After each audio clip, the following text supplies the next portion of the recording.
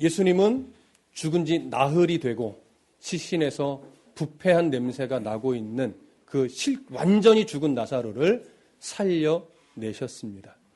하나님의 영광이 선포된 것이죠. 그런데 성경은 죽은 나사로가 살아난 이 사건을 누구를 위함이라고 했냐면 우리들, 그 무덤가에 모인 무리들이 예수 그리스도를 하나님이 보내신 자로 믿게 하려고 그 역사를 일으켰다고 말했습니다. 그렇기 때문에 나사로의 죽음은 참 사람으로 하여금 슬픔의 눈물을 짓게 할 수는 있으나 그의 죽음이 결국은 많은 사람들의 영혼에게 예수 그리스도를 전하는 도구가 됐던 것이죠. 그래서 그리스도인의 고난이라고 하는 것은 단순하게 나만을 위한 고난이 아니라는 거 여러분 깊이 새기셔야만 했습니다. 왜냐하면 내가 그리스도인으로서 고난을 어떻게 견디어내느냐는 비단 나만의 문제가 아니라 나를 바라보며 함께 기도하고 함께 염려하며 하나님의 백성으로 함께 살아나가는 공동체에게 큰 믿음의 영향력을 끼칠 수 있기 때문에 그렇습니다. 그래서 성도의 고난은 우리들의 함께 마음을 나누고 기도해 주는 모습이 절대적으로 필요한 것입니다. 나사로의 죽음과 부활은 그렇게 바로 믿음의 모든 사람들에게 영향력을 미치며 예수 그리스도가 누구신지 보여주고 생명의 주권자 되신 예수님이 드러나는 그러한 순간이었습니다. 바로 그러한 부활의 사건을 눈앞에서 바라본 자들, 마리아와 마르다를 포함하여 조문하러 온 많은 유대인들, 과연 그들은 그 모습을 바라보면서 어떻게 반응했을까요? 오늘은 바로 그 부분에 대한 내용입니다. 자, 45절, 46절 함께 읽겠습니다. 시작. 마리아에게 와서 예수께서 하신 일을 본 많은 유대인이 그를 믿었으나 그 중에 어떤 자는 바리새인들에게 가서 예수께서 하신 일을 알리니라. 자, 성경은 무엇이라고 증언하냐면 그 자리에 있던 무리 중에 거의 대부분이 이 사건을 통해서 예수 그리스도를 믿었다고 합니다. 물론 아직 믿음의 깊이가 어느 정도인지는 알 수 없어요. 믿음의 깊이가 깊다라고 하는 것을 말하는 것은 아니에요. 그러나 무엇을 드러내는 거냐면 예수 그리스도에게 보내어진 양은 그의 주인의 음성을 알기 때문에 그 주인을 어떻게 해요? 따라가요. 마찬가지로 지금 이 자리에서 이 사건을 보고 경험하면서 예수 그리스도를 믿었다라고 하는 표현은 그들의 믿음의 깊이가 어느 정도인지는 알 수 없으나 그들이 무엇이라고 하는 증거예요? 예수님께 보내진 하나님 보내신 양이구나. 양들이 이렇게 반응하는구나를 보여주는 거예요. 그런데 그와 반면 어떤 자는 아마도 소수일 거예요. 성경은 한 명처럼 그리고는 있어요. 소수는 그 믿음으로 반응하지 않고 이 일을 누구에게 알렸대요?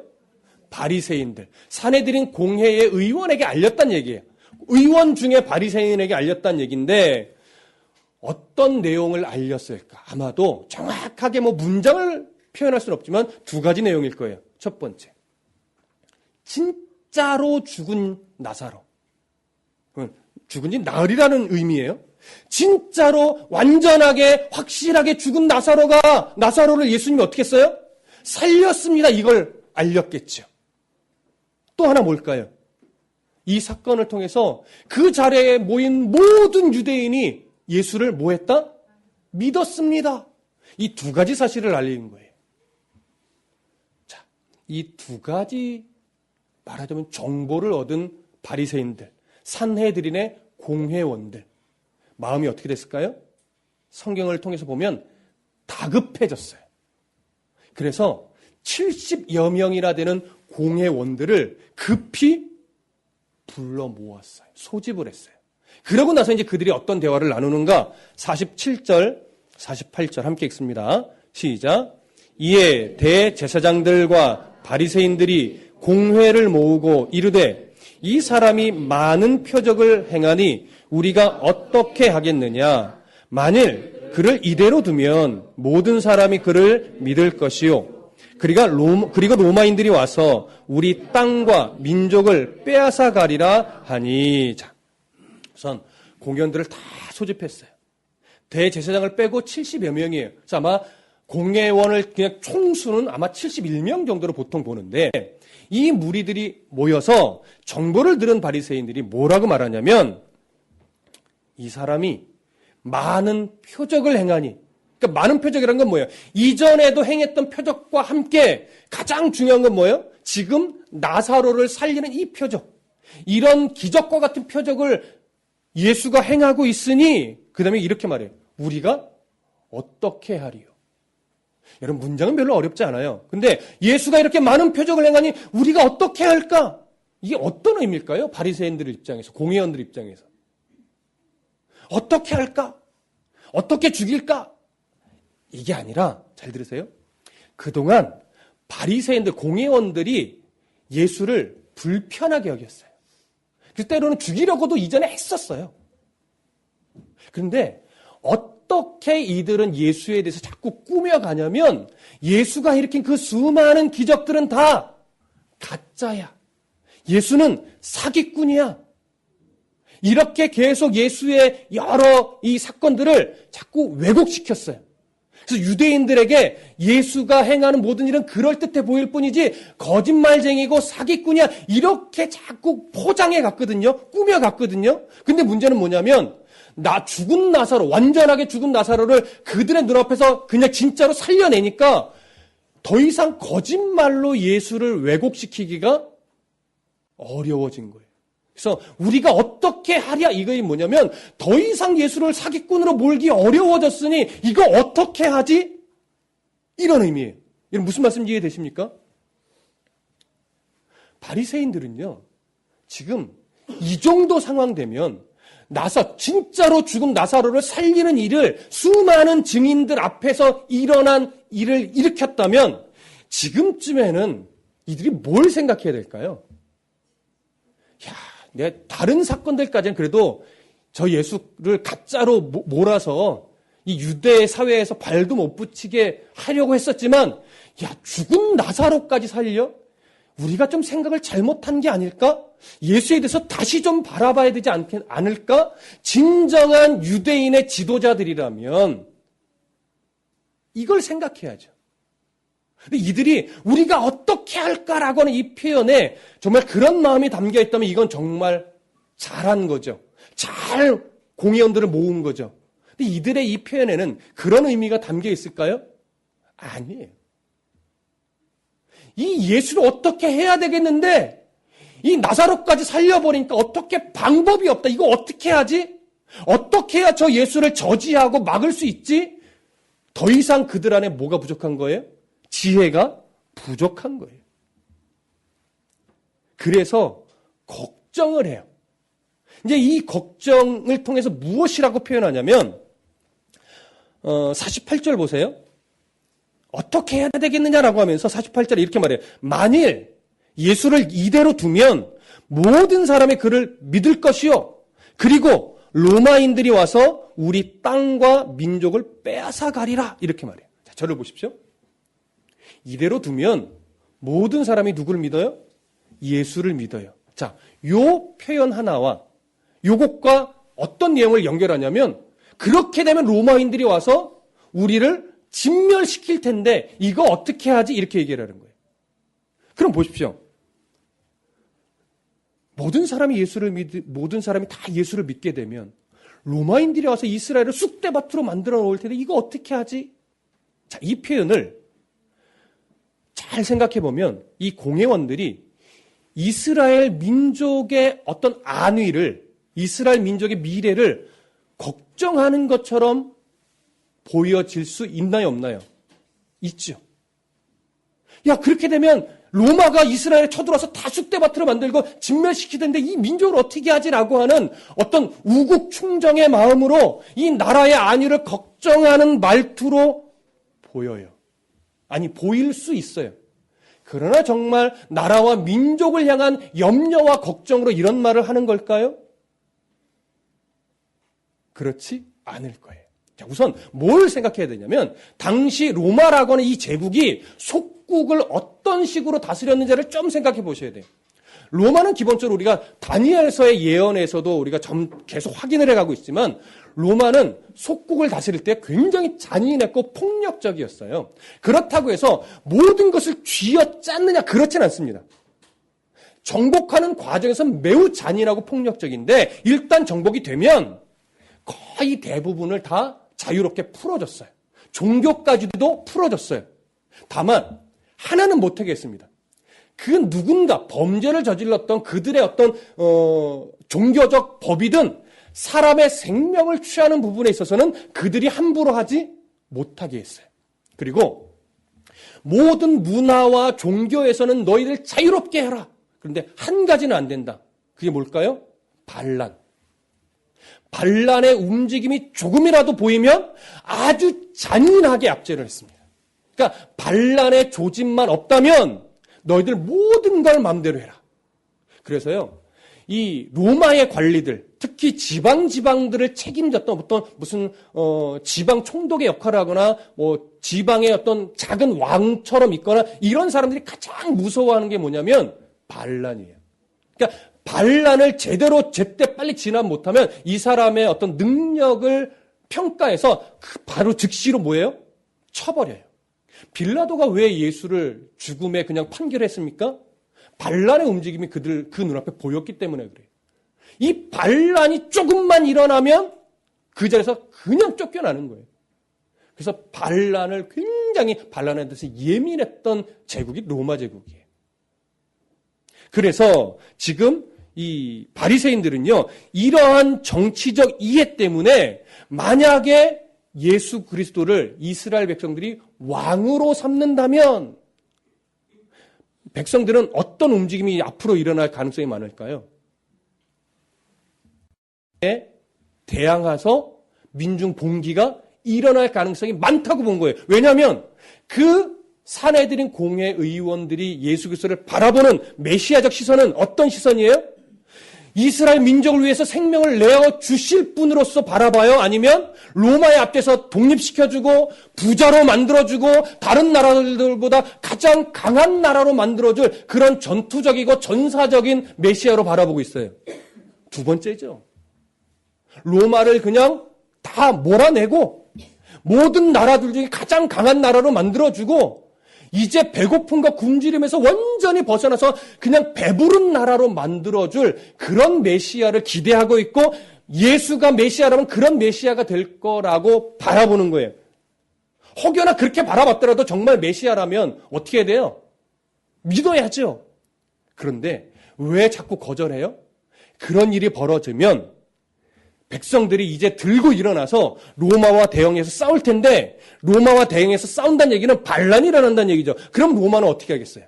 좀 전에 설명드린 대로 군사들을 이끌고 와서 이스라엘을 쑥대밭으로 만들죠. 그러면 이 쑥대밭으로 만들면서 이스라엘이 망하게 될 것을 이 공회원들이 고민하는 게 아니고 그렇게 되면 뭘 잃어버립니까? 이 사내들인 공회 의원들이 지금까지 누려왔던 권세와 기득권을 다 잃어버려요.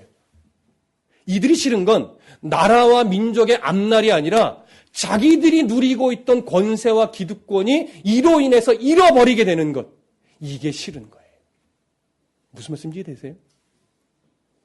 그래서 지금 48절에 모든 사람이 그를 믿으면 뭘 걱정해요? 로마인들이 반란으로 여기고 쳐들어와서 우리를 다 쑥대밭으로 만들까 봐 이것을 걱정하는 겁니다. 그러니까 우국 충정이 아니에요. 철저하게 정치적 이해고 철저하게 이기적인 이해를 가지고 지금 걱정하는 거예요. 빨리 이런 일이 벌어지지 않아서 자기들의 기득권을 영원토록 누려야 되는데 예수 때문에 이게 다 흐트러지게 된 거예요. 무너지게 생긴 거예요. 그래서 어떻게 할까? 이 고민을 하는 거죠. 얼마나 어리석습니까? 그런데 누가 이제 딱 그들 앞에 나타나냐면 그 해의 대제사장 가야바가 그들 앞에 딱 나타납니다. 자, 49절, 50절. 함께 읽습니다. 시작. 그 중에 한 사람, 그 해의 대제사장인 가야바가 그들에게 말하되 너희가 아무것도 알지 못하는도다. 한 사람이 백성을 위하여 죽어서 온 민족이 망하지 않게 되는 것이 너희에게 유익한 줄을 생각하지 아니하는도다 하였으니. 자, 이 두 구절 중에 먼저 그 중에 한 사람이라고 하면서 어떻게 표현하냐면 그 해의 대제사장 가야바 이런 표현을 합니다. 자, 그럼 한번 여러분 마음속으로 대답해 보세요. 그 해의 대제사장 무슨 의미일까요? 그 해의 대제사장. 대제사장의 임기가 1년이라는 의미일까요? 그래서 그 해에 뽑혀진 대제사장 이런 의미일까요? 그럼 대제사장의 임기가 1년이에요? 아니죠. 여기서 말하는 그 해라고 하는 것은 그 특별한 해에 그 중요한 해에 대제사장으로 있던 이가 누구란 얘기예요? 그게 가야바란 얘기예요. 그런데 그러면 그 해, 그 중요한 해, 그 특별한 해 무엇 때문에 사도 요한은 이걸 기록하면서 그 해에 그 중요한 해라는 표현을 할까요? 바로 그 해에 어떤 사건이 벌어져요? 조금 있으면 예수 그리스도께서 십자가에 죽으시고 부활하시고 승천하시는 사건이 있단 말이에요. 그래서 이 해는 너무나 기독교 역사의 중요한 해예요. 근데 그 해에 대제사장으로 있었던 이가 가야바라고 하는 의미예요. 그런데 한 가지 생각해 볼 것은 뭐냐면 본래 대제사장직은 임기가 몇 년입니까? 임기가 없어요. 본래 죽을 때까지예요. 딱 한 명이 대제사장으로만 있는 겁니다. 그래서 죽고 나면 그제서 다음 대제사장이 뽑혀지는 거예요. 그런데 문제는 뭐냐면 로마가 이스라엘을 딱 압제하면서 어떤 자기들의 인간관계와 정치적 이해로 인해서 대제사장이 죽지 않았음에도 불구하고 그를 은퇴시키고 자기들이 부리기 편한 자기 말을 잘 듣는 그리고 어떤 관계적 측면에서 대제사장을 로마가 세워버리는 일이 벌어진 거예요. 그렇게 해서 여러 해 전에 세움받은 기존에 있던 대제사장을 은퇴시키고 죽지 않았어요. 은퇴시키고 새롭게 대제사장으로 임명된 자가 누구냐? 그게 가야바예요. 그래서 이 가야바는 철저하게 로마화되어 있던 그런 인물입니다. 로마화되어 있다라고 하는 것은 뭐냐면 이 사람이 정말로 종교적 열심과 이스라엘이 하나님 앞에 바로 서기 위한 그런 이해를 가지고 대제사장으로서 이스라엘의 종교적 또 정치적 기득권을 가지고 열심히 하나님을 위해서 섬겼던 자다라고 하는 의미가 아니죠. 자기의 대제사장이라고 하는 이 위치를 가지고 철저하게 자기 배를 불리고 자기 권세를 굳히고 확장시키는 데 혈안이 됐던 그런 인물이라는 거예요. 그래서 이 사람은요, 당시에 예루살렘 성전을 어떤 도구로 해서 종교적 장사를 일삼는 데 앞장섰던 인물입니다. 그러니 예수님이 성전에서 환전상을 뒤집어 엎고 하나님께 만민의 기도하는 집을 이 도적의 소굴로 만드느냐라고 외치실 때 그 일의 주범이 누구예요? 이 가야바란 말이에요. 근데 놀랍게 이 가야바가 당시 예수님에게 종교적 입장에서 사형 선고를 내렸던 인물이에요. 그러고 나서 누구를 어디로 보내는 거예요? 그러고 나서 빌라도에게 보내는 거예요. 로마 법정에 세우는 거죠. 바로 이런 인물이 가야바입니다. 그 해의 대제사장 가야바라고 하는 것은 바로 이런 의미가 지금 함축되어 있습니다. 자, 그랬던 가야바가 이제 그 해의 최고 위치에 있는 자니까 많은 공회원들이 이것 때문에 어떻게 하지, 기득권을 잃어버리면 어떻게 하지, 반란이 일어나면 어떻게 하지라고 전전긍긍하며 서로 대안을 내지 못하고 말하고 있으니까 딱 나타나서 한마디를 탁 던진데 이겁니다. 너희가 참 아무것도 알지 못하는구나 라고 하면서 조금 비웃듯이 말하는 거예요. 야, 니들 뭐 이런 걸 갖고 고민하냐. 잘 들어봐. 이렇게 얘기하는 거예요. 자, 50절 함께 다 같이 읽어볼게요. 시작. 한 사람이 백성을 위하여 죽어서 온 민족이 망하지 않게 되는 것이 너희에게 유익한 줄을 생각하지 아니하는도다. 자, 마지막 표현 보세요. 이스라엘에게 유익하다 이렇게 표현 안 하죠. 누구에게 유익하대요? 너희에게. 내 말대로 하면 너희가 가지고 있던 모든 기득권, 권세들 빼앗길 일 있다 없다? 없다. 철저하게 그 무리를 위한다는 거예요. 그럼 어떻게 하는 것이냐? 자, 한 사람의 백성을 위하여 죽는데요.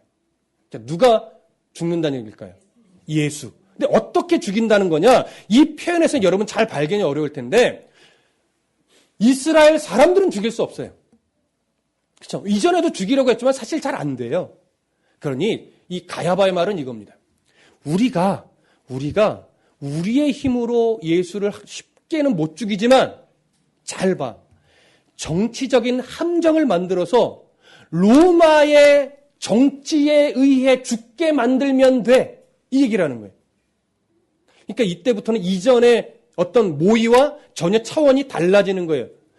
예수를 로마의 법에 어긋나는 이것만 꾸며내면 돼. 그래서 함정에만 빠뜨리면 이제 로마 손에 죽은 건 아무 누구도 막을 수가 없게 되는 거죠. 그렇게 해서 죽게만 만들면 예수가 이스라엘의 왕이 될 일도 없고 예수가 이스라엘의 왕이 되지 않으면 민중 봉기 반란이 일어날 일도 없고 그렇게 되면 로마가 이스라엘에 쳐들어와서 초토화시킬 일도 없으니 우리들이 누리던 기득권을 빼앗길 일이 있다 없다?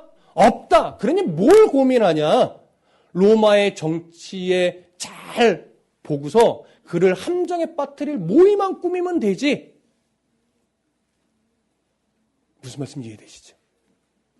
자, 이렇게 가야바는요, 철저하게 정치에는 눈이 밝은 자예요. 이러한 어리석은 말을 가야바가 딱 내뱉었는데 놀랍게도 사도 요한은요, 가야바의 이 말에 다른 의미를 부여합니다. 다른 의미를. 자, 함께 볼게요. 51절, 52절. 함께 읽습니다. 51절, 52절. 시작. 이 말은 스스로 함이 아니요 그 해의 대제사장이므로 예수께서 그 민족을 위하시고 또 그 민족만 위할 뿐 아니라 흩어진 하나님의 자녀를 모아 하나가 되게 하기 위하여 죽으실 것을 미리 말함이러라. 자, 무슨 의미냐면 마치 사도 요한은 이렇게 말하는 거예요. 가야바가 예수를 죽일 모의를 꾸미는 이 말을 마치 예수 그리스도가 하나님의 뜻에 따라 희생제물로 죽으실 것에 대한 예언의 말을 한 것처럼 이야기를 하는 거예요. 그러면 정말 가야바가 예언의 말을 자기도 모르게 한 걸까요?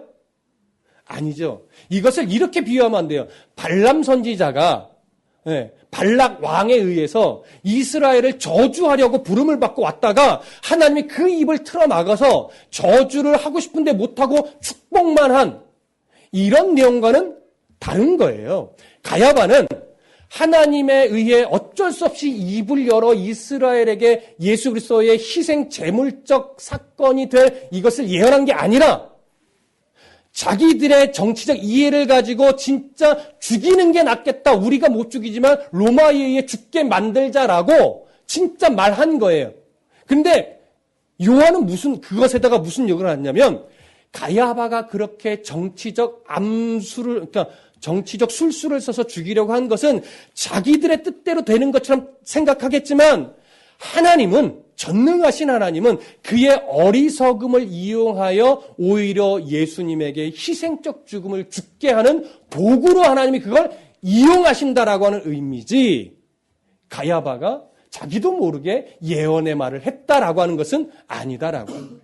그에 의해 죽임은 당하겠지만 그러나 그 죽음은 가야바의 뜻대로 된 것이 아니라 누구의 뜻대로 되는 것이다?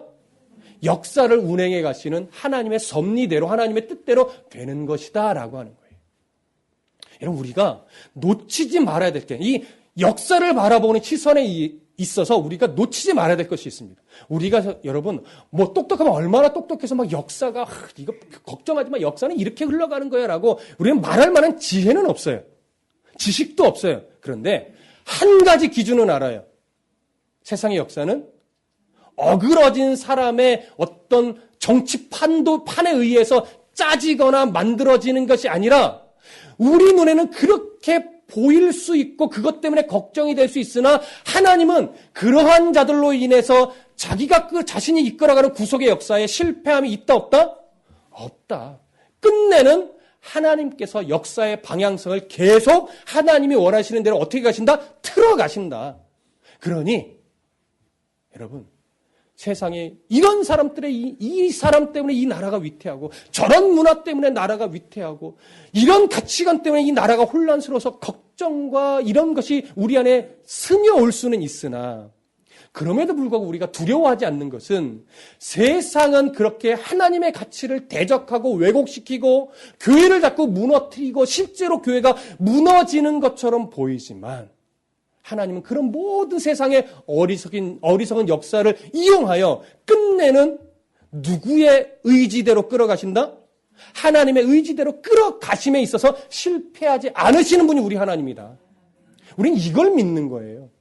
그래서 여러분, 우리들의 참 보잘것없는 한 사람 한 사람의 기도지만 하나님, 이 나라가 이렇게 어그러져 있는데 그러나 하나님의 뜻대로 역사를 이끌어 주실 것을 믿습니다. 라고 기도하는 이유가 뭐냐면 그런 하나님의 전능하신 하나님이 우리 한 사람의 보잘것없는 기도를 외면하지 않고 뭐하기 때문에? 들으시기 때문에. 여러분이 기도한다고 나라가 바뀝니까? 여러분들이 기도해서 바뀌는 건 아니에요. 그런데 하나님은 우리들의 기도를 외면하실까요? 우리들의 기도가 특별해서가 아니라 하나님은 우리들의 기도를 외면하시는 분이 아니기 때문에 그 하나님은 우리의 기도를 들으시고 역사를 뜻대로 이끌어 가시는 분이에요. 여러분, 우리는 그걸 믿는 겁니다.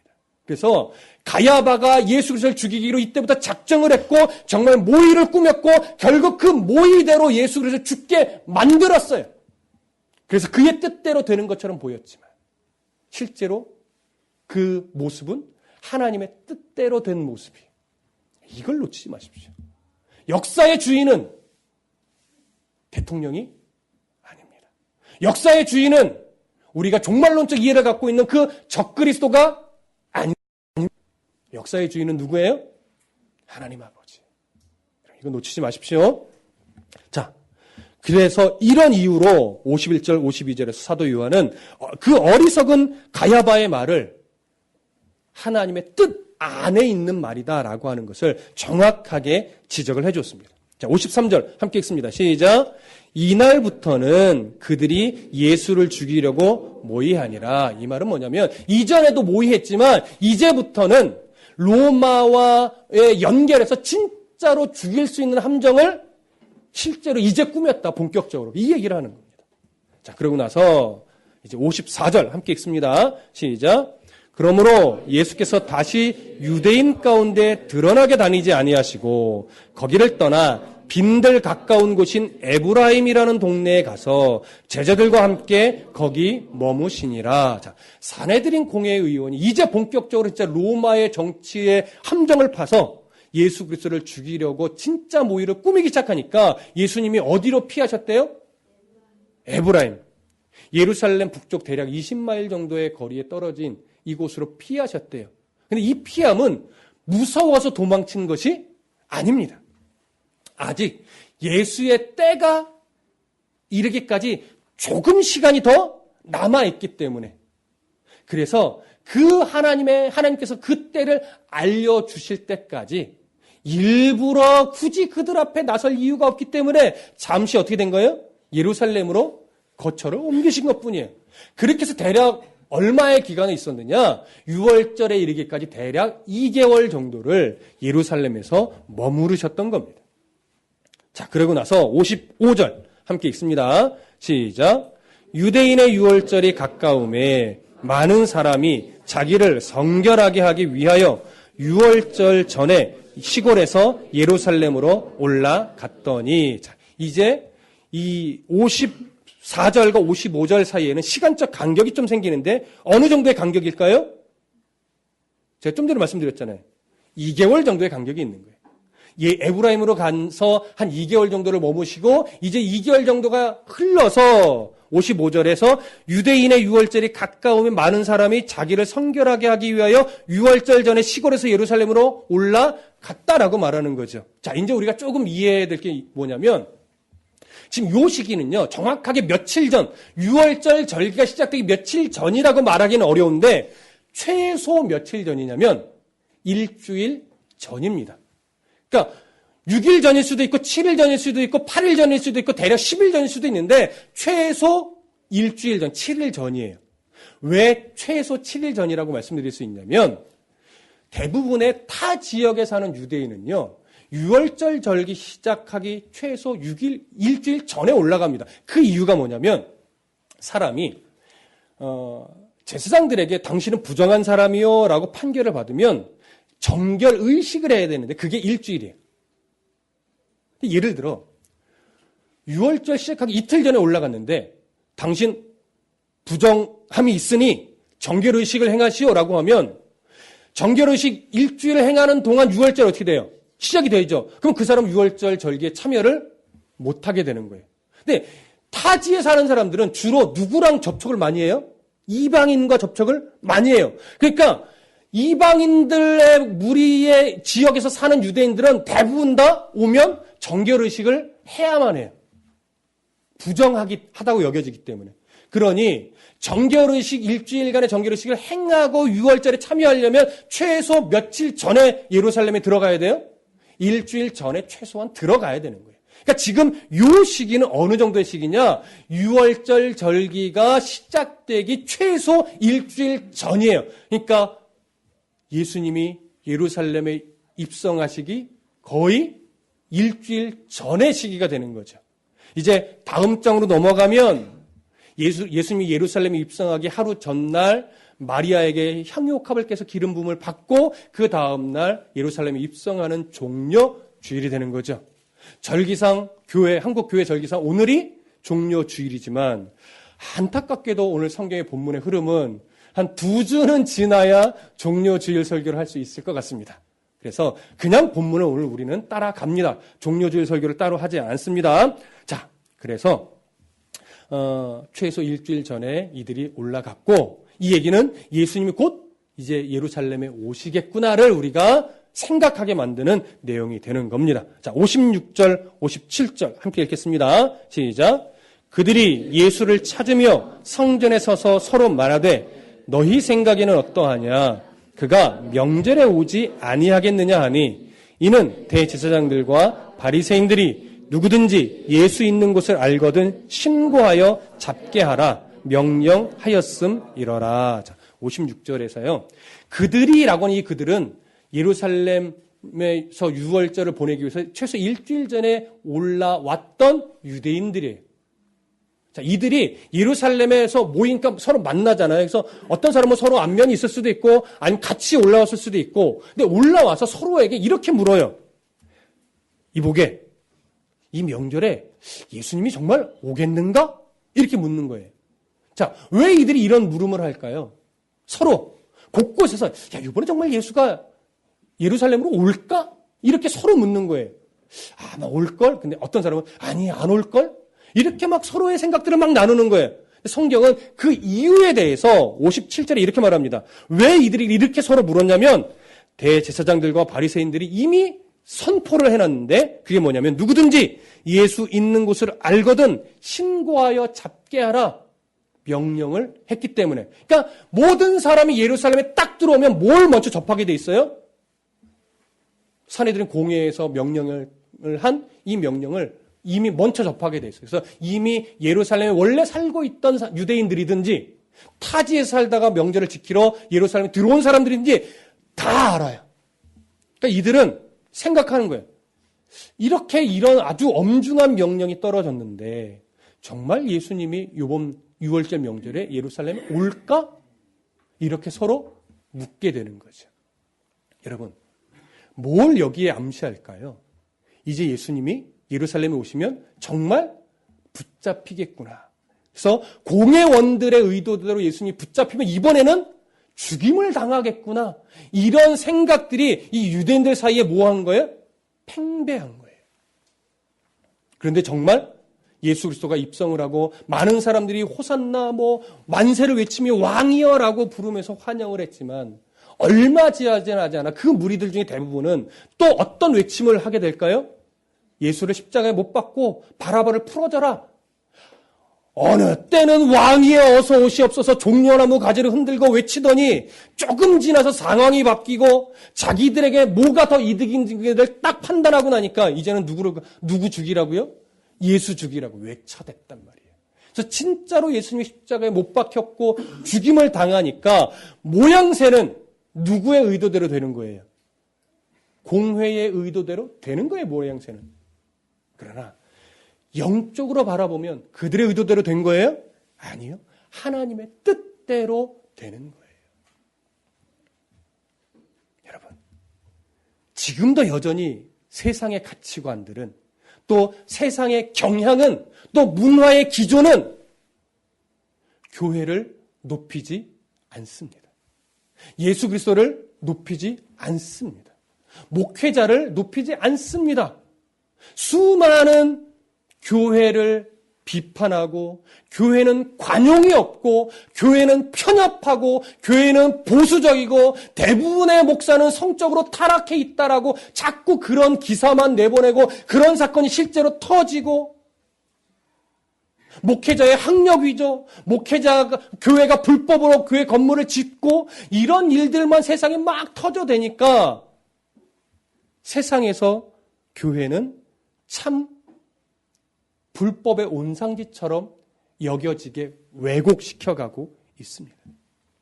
근데 더 큰 문제는 뭐냐면 이런 세상의 문화 속에서 많은 기독교인들이 특히 조금 젊은 기독교인들이 이러한 어떤 교회를 향한 왜곡된 이해에 동의를 하고 있다라고 하는 거예요.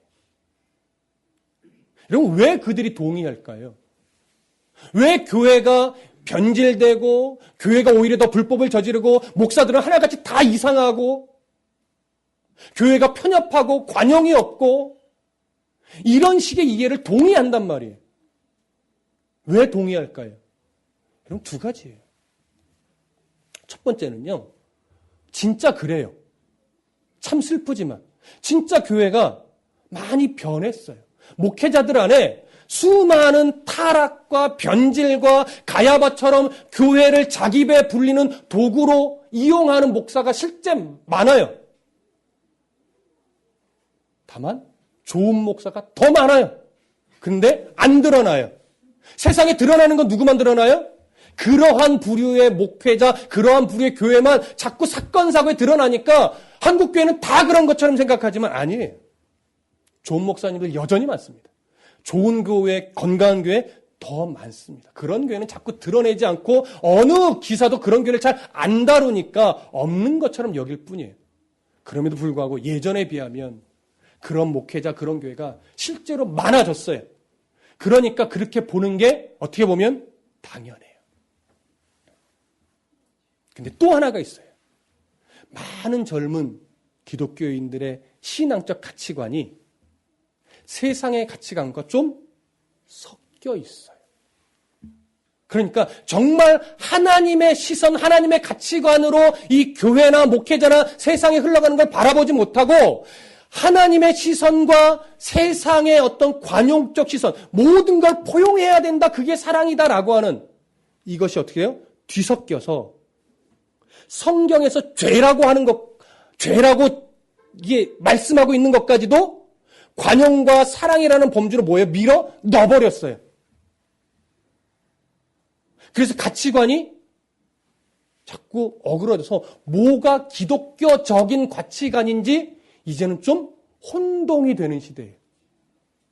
그래서 교회가 말씀의 가치관으로 분명하게 성경이 뭘 말하느냐 이거에서 바른 해석과 바른 이해를 가르치고 배우지 않으면 뭐가 성경적인 시선이지? 뭐가 하나님이 기뻐하는 거고 뭐가 하나님이 싫어하는 거지? 이것이 어떤 상황이냐 분별하기가 너무 어려울 때가 있는 거예요. 여러분 이번 수요일에 다니엘서 강의에 이런 내용이 있어요. 적그리스도의 세력은 종말의 시대에 무슨 싸움을 하냐면 때와 절기를 바꾼대요. 고친대요. 이렇게 하면 수요일에 할 얘기가 없어지는데. 자, 적그리스도가 때와 절기를 고친다는 건 어떤 의미냐면 어떤 때는 교회에 필요한 절기를 없애기도 해요. 문화에 따라, 편의에 따라, 합리성에 따라 교회 안에서 절기가 없어져요. 또 하나는요, 절기를 왜곡시켜서 변질해요. 그래서 본질은 다 빠지고 행사만 남는 거예요. 그 중에 대표적인 뭐예요? 성경에서 나온 절기는 아니지만 성탄절이 그 대표적인 것 중에 하나예요. 성탄절 예수 그리스도의 탄생의 가치는 이제 없습니다. 연인들 데이트하는 날이고요. 아이들 선물 받는 날이고요. 밤새도록 나름 반공식적으로 집에 안 들어와도 되는 날인 것처럼 포장되는. 그 이상하게 교회 안에서도 예수 탄생일인데 어린이들을 상대로 무슨 잔치를 해요? 산타 잔치를 해요. 교회 안에서. 할 수는 있어요. 근데 좀 이상하지 않아요? 성탄절인데 애들한테 예수 그리스도의 탄생을 알리는 이 본질을 가르치는 행사보다 선물 나눠주는 산타 잔치를 더 많이 한다고요. 변질시키는 거예요. 여러분, 제가 왜 추수감사절 행사를 안 한다고 말씀드렸죠? 추수감사절은요, 예배당에 과일 쌓아놓는 날이 아니에요. 어느 교회가 더 풍성한 과일을 멋지게 쌓아놓고 사진 찍어서 우리 교회는 추수감사절 행사를 이렇게 했습니다. 이거 자랑하는 날이 아니라고요.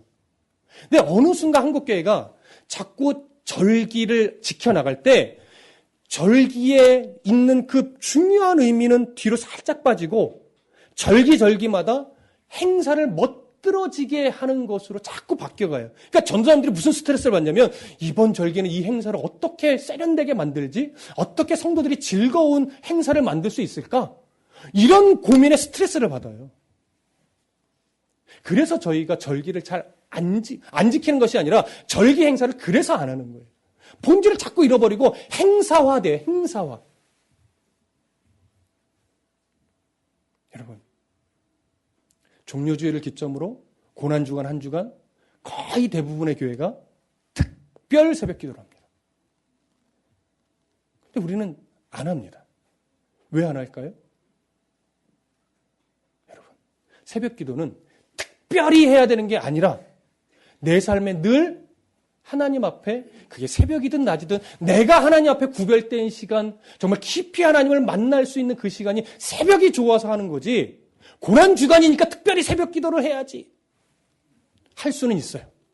그리고 그것을 발화점으로 삼아서 기도하는 삶의 출발점으로 삼을 수 있어서 그런 면에서는 좋아요.